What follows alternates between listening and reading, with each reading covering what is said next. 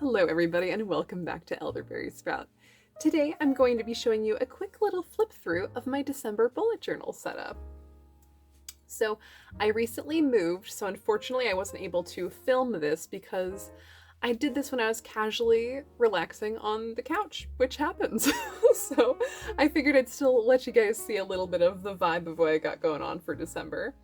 I'm still in the process of moving, so just a quick little check-in here. First of all, I wanted to do a very traditional color palette and really go crazy with the reds. So I had a couple of different inspirations for the colors, which were this poinsettia vintage wallpaper, or rather vintage wrapping paper that I have been hoarding and just like, oh my gosh, I've been coveting this and just treasuring it forever. And I'm slowly trying to use it up because I just love it so much because it has a brighter green instead of the darker, like foresty greens you would expect from the wintertime. So I really like that it's got the bright green. So I was kind of trying to go with the bright green as well. So for and the second inspiration I had was this little gnome guy that I got at a craft fair I went to. The vendor ladies behind me were selling these and I just thought they were so cute. They had their little mushrooms, little gnome. So I was like, ooh, he's got the same kind of like, I don't know, red and green and brown type color palette. So he's my inspiration as well. So starting off here, we've got the first page. This is a placemat. The red thing here has lace around the edge and is red, and I use that as the base for all of it.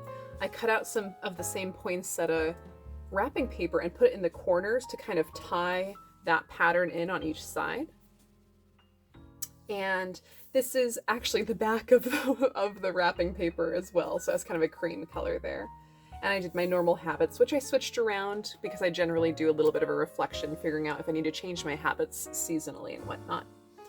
And here I've realized that I haven't been explaining too much about what this page represents to me. And sometimes I'll have it defined as what Fridays are on the schedule, so it'll be like the numbers of the Fridays. But this week I did it as the week numbers. So instead of just focusing on what videos I want to come out which weekends, I'm also going to be writing down what goals I have to complete for each week. So week 1, 2, 3, 4, and 5. I've done this in the past with a whiteout pen where I add like snow on top of all the wintry things. So December, actually I want to add a little bit more to December there. Yeah, we just want to imagine it dumping snow on all this. Thankfully, we haven't had snow where I'm at yet, but we've had a couple sprinkles, but it's melted out. So, but if I'm looking out the window right now, there's no snow on the ground, which is quite a relief. But I know that come December, there will be. So, preparing myself for that. There we go. That's a little bit more wintry. Let's see what else is going on here.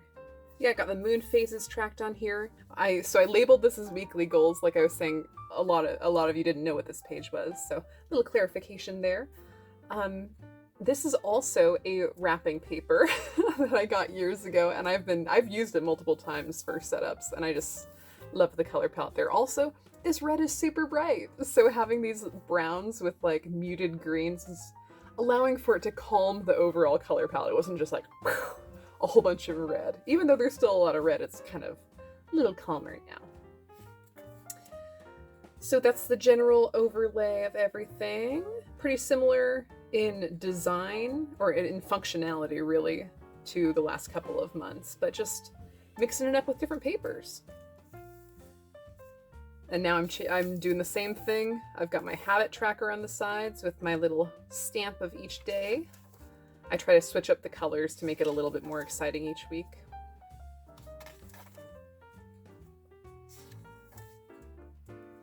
I actually really like how this one turned out. It's a little moodier.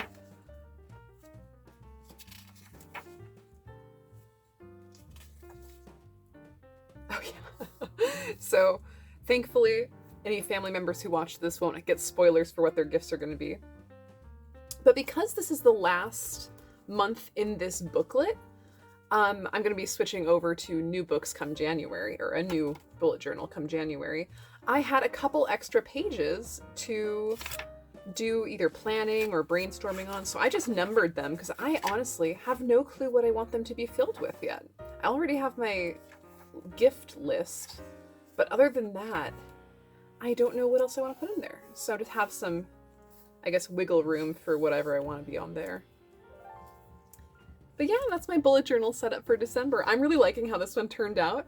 I've been really pushing myself to experiment with brighter colors. I know my comfort zone is definitely more in like darker tones, you know, like greens like this and maybe like darker burgundies, but especially when when winter rolls around, I tend to get pretty sad. So it's nice to experiment with color and see how color magic can really mix itself into your daily setting. And especially with something that, I don't know, I look at my bullet journal every day. So something that I can look at frequently and kind of remember that there is excitement and motion and fire burning in our souls in the winter too, even though we may not feel it quite as much.